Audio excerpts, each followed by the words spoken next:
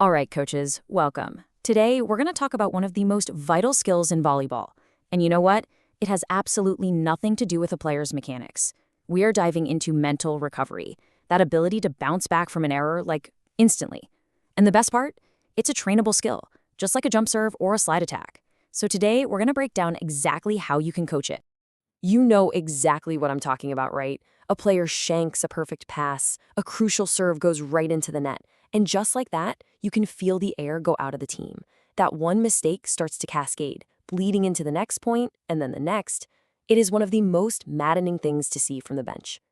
And you see it happen in their body language right away. The shoulders slump, the head drops. That player isn't in the current point anymore. No, they're trapped in the last one, stuck on a mental replay loop, and the whole team is about to pay for it. So here's our game plan. First, we're going to look at why our usual advice falls short. Then, we'll introduce a powerful concept called radical acceptance. After that, we'll get practical with a routine you can actually coach.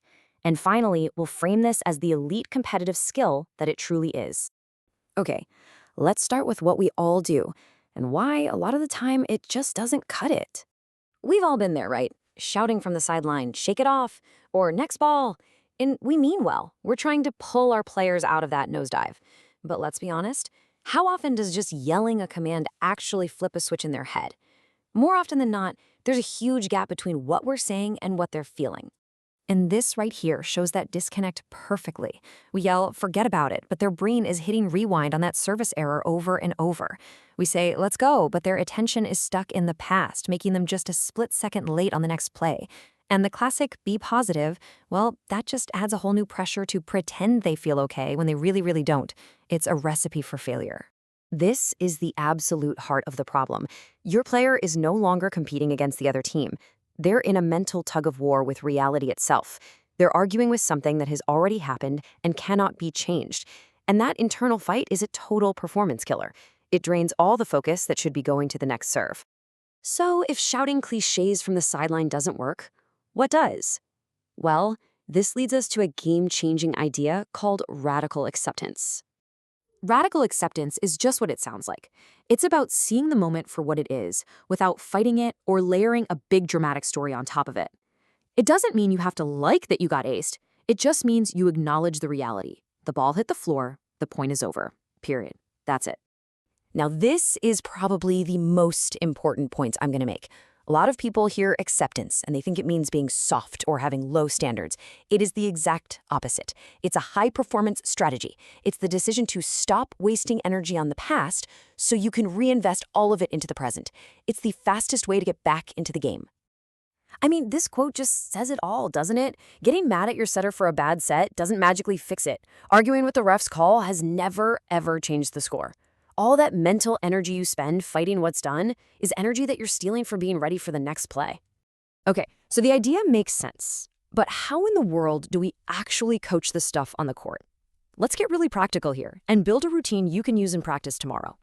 First, we gotta understand why forced positivity is so fragile. When you tell a player to just be positive, you're asking them to bottle up their real frustration. But that feeling doesn't just vanish. Nope. It simmers right below the surface, just waiting to explode after the next mistake. Acceptance actually lets that frustration come and go without getting stuck. So here it is, a simple 4-step routine you can drill. The next time you're running a wash drill, have your players do this after every error. Step 1, acknowledge. Just state the fact, I shanked the pass. No judgment. Step 2, breathe. One quick, deliberate exhale to physically let go of that tension. Step 3, reset.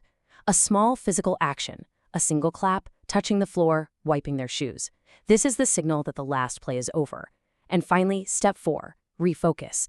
Get their eyes up and find the next thing they need to do. Drill this and it becomes automatic in a match. And the beautiful thing is, this whole routine is fast and it's subtle.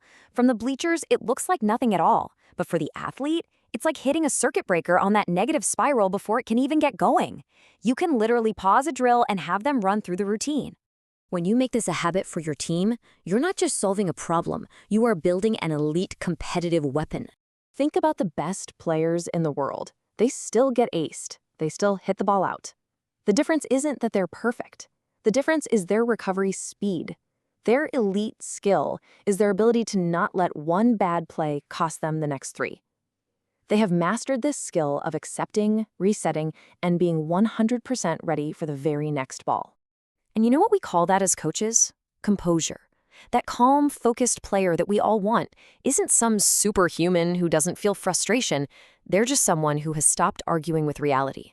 They've ended that internal tug of war, which frees up all their focus for the match.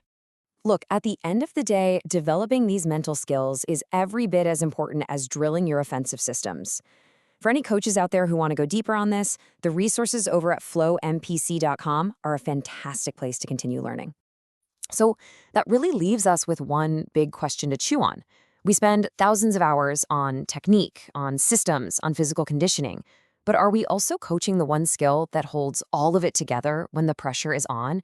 Because championships aren't just won by what your athletes can do. They're won by what they can do right after they make a mistake.